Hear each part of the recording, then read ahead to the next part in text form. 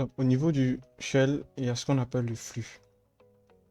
Donc, le flux, c'est juste un logiciel classique. Donc, qui va permettre d'avoir des données en entrée et de produire des données en sortie. Généralement, vous allez avoir les inputs et les outputs. Généralement, des std in, où vous allez voir des std out. Et il y a le stder.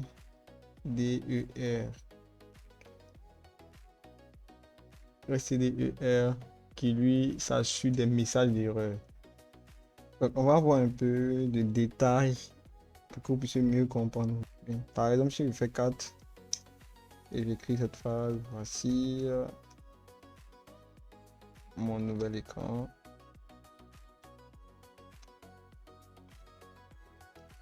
Et ce test sera affiché.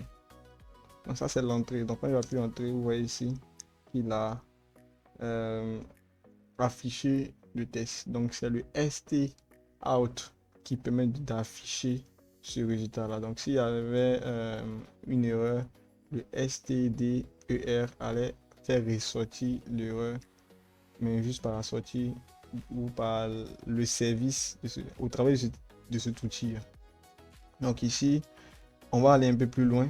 Donc supposons que on veut par exemple avoir un résultat, on veut afficher un résultat, mais on ne veut pas qu'il soit directement affiché dans le terminal directement, qu'il part d'un fichier. Donc ici, on va utiliser par exemple l'outil curl. Comme d'habitude, man curl, on donne les informations. Donc ici, par exemple, en faisant curl, nous allons télécharger par exemple le contenu HTML avec ça. Donc curl http s2.200/bounty.com. Bon, regardez ce que nous allons faire. Nous allons lui dire qu'il on va utiliser la notation ER et plutôt et commercial plutôt supérieur pour lui dire qu'il abandonne toutes les données de sortie en redirigeant plutôt à la fois le stout comme je l'ai expliqué ici et le ser vers le fichier dev-nul. Donc en faisant ça, vous voyez, rien ne s'est affiché ici parce qu'on a redirigé la sortie vers ce fichier là. Par contre, si on le faisait d'une autre manière, on lui disait par exemple curl https on va revenir sur la commande simplement et là je lui disais envoie avec la notation supérieure. La notation supérieure revient à lui dire d'envoyer plutôt le résultat vers le stout, d'avoir stout par défaut. Et vu qu'on veut faire une redirection vers les deux sorties, c'est-à-dire stout et puis stder, on va dire par exemple envoie le résultat standard, la sortie standard vers par exemple temp/content.txt et envoie maintenant l'erreur vers ppm/culture.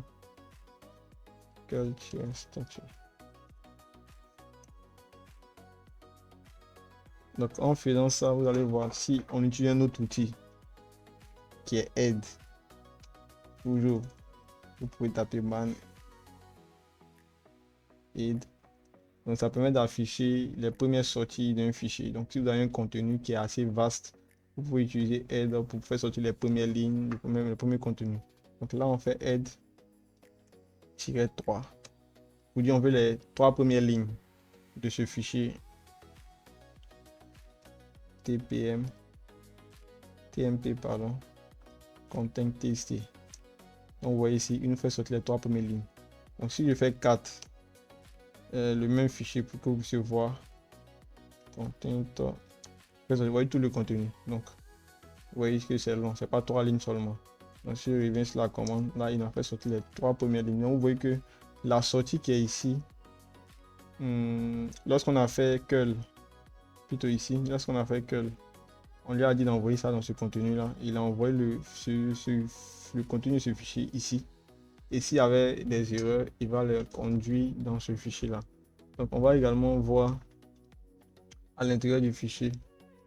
Donc on va faire cat tmp slash curl statut. Donc vous voyez ici, il n'affiche que le téléchargement qui a eu lieu. Donc ce sont les informations qu'on n'a pas besoin de l'autre côté qu'il a envoyé ici.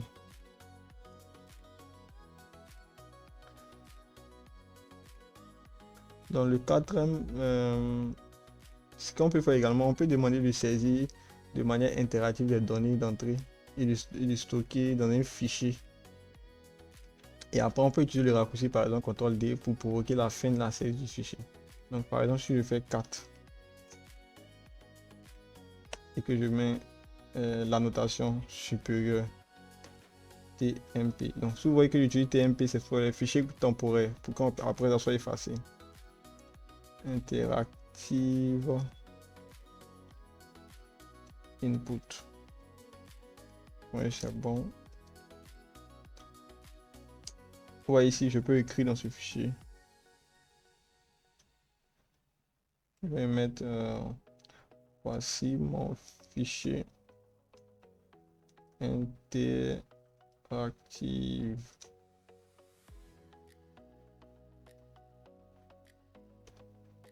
Si je fais le CTRL D, vous voyez ici, il a coupé directement le fichier. Donc on peut voir ici, si je fais 4 TMP interactive, vous voyez ici, automatiquement on a assigné ce contenu là à ce fichier, mais on l'a automatiquement aussi affiché. Donc cette annotation nous a permis de, en plus de pouvoir afficher le contenu qui a été entré, mais également aussi de pouvoir écrire directement dans le fichier là, de manière interactive. Donc on poursuit. Supposons que nous avons une commande qui est assez longue et on veut continuer la commande sur une autre ligne, mais sans pouvoir faire deux commandes différentes et autres.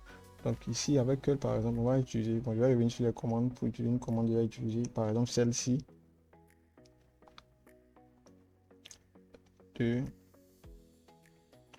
Donc ici je vais dire, vu que il veut continuer la commande, par exemple je veux compter le nombre de lignes qu'il y a sur ce contenu là, ce contenu qu'on vient d'afficher ici. Et pour ça je vais utiliser un outil qu'on appelle WC avec son option tiret L. Donc ici par exemple je vais aller à la ligne, avant d'aller à la ligne je vais espace, première des choses je vais mettre là-bas oblique, là-bas vertical pour lui dire le contenu qui est ici, envoie-le à l'outil que je vais te donner. Donc je pourrais écrire normalement WC espace -L. Regardez, il me dit qu'il y a 102 lignes. Est-ce que vous voyez? Maintenant, supposons que c'était une ligne qui était trop longue et que je voulais venir à la ligne. Je pourrais faire la même chose, mais je vais ici, mettre ici là-bas oblique. Donc automatiquement, vous allez voir, quand je viens ici à la ligne,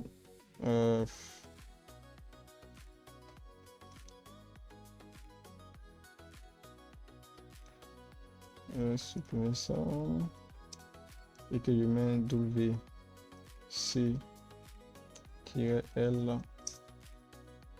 vous voyez ici le même résultat est venu. Donc en mettant ça, je pars à la ligne pour entrer une autre, la suite de la commande. Donc ici on a appris que pour pouvoir avoir le nombre de lignes dans un fichier, il faudrait utiliser l'outil wman, comme d'habitude wman wc pardon. Et ici on dit quoi, print new line word extra. Donc vous avez ici les informations, ici il compte le nombre de buts.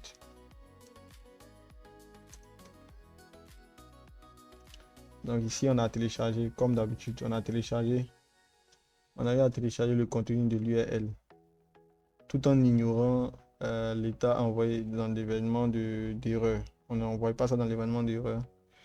Avec la commande d'OVT, on a changé notre flux, c'est-à-dire on l'a envoyé dans le... C'était std out, on l'a fait passer au std in pour le comptage et pour le faire sortir maintenant en un std out.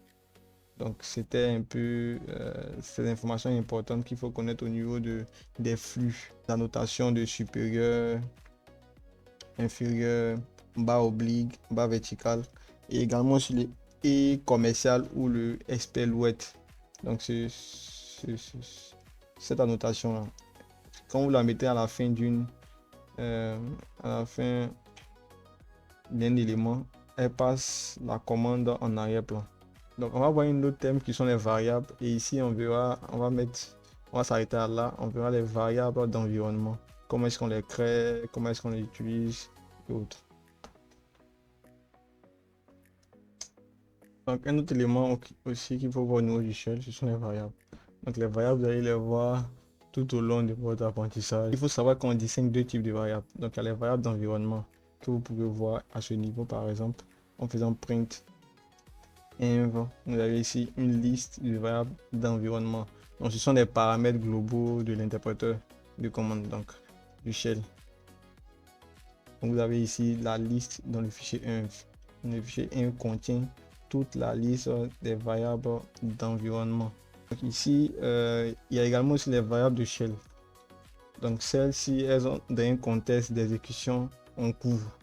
Donc si on veut créer des variables d'environnement dans Bash, on va utiliser généralement la commande export. Mais par exemple, pour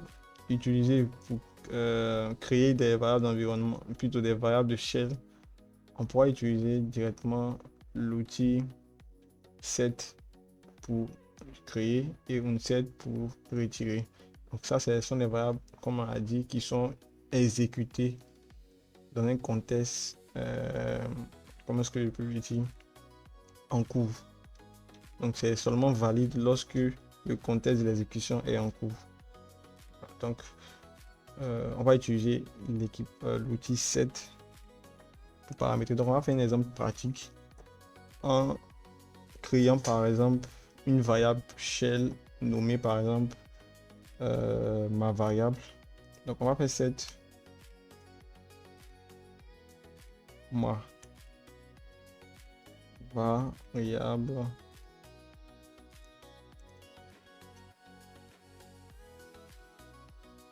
et on va lui affecter la valeur 42. En faisant ça, on a créé cette variable. Si on veut lister cette variable, on va utiliser également set. N'oubliez pas la variable verticale qui nous permet d'associer deux informations et même des outils. Donc grep, et je mets la variable ici, le nom de la variable.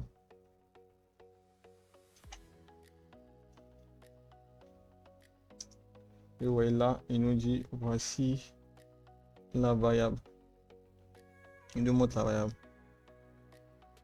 Donc, si vous remarquez bien, l'indice, cet indice là montre que la variable n'a pas été exportée. Donc on n'a pas utilisé export pour créer cette variable.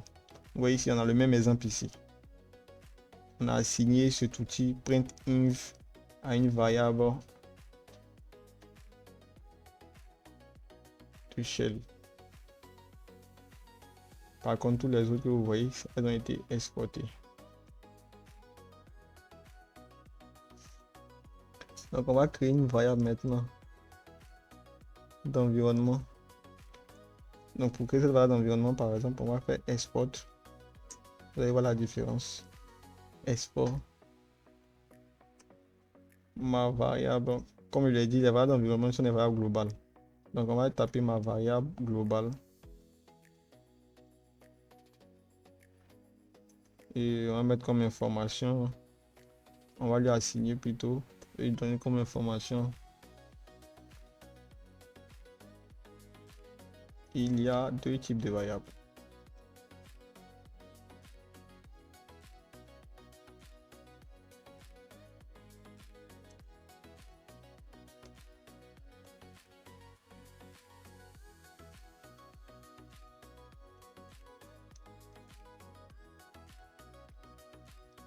Et là, on fait S4. Donc, si on veut voir cette variable, on peut utiliser set également. Set, toujours appelé grep, pour pouvoir avoir l'information comme on le souhaite. Et on va dire à grep de nous afficher que tout ce qu'il va avoir dans variable. Dans ma, qui commence par ma, underscore, v, étoile. Étoile, ça veut dire tout le reste nous importe. Il ne nous importe pas vraiment. Donc, on veut que ça commence par les ces 4 caractères. Si ça commence par ces 4 caractères et qu'il y a toute autre chose derrière pour nous afficher. Et là, il nous affiche. Supposons que nous tapons la commande inv. C'est pareil que le print inv.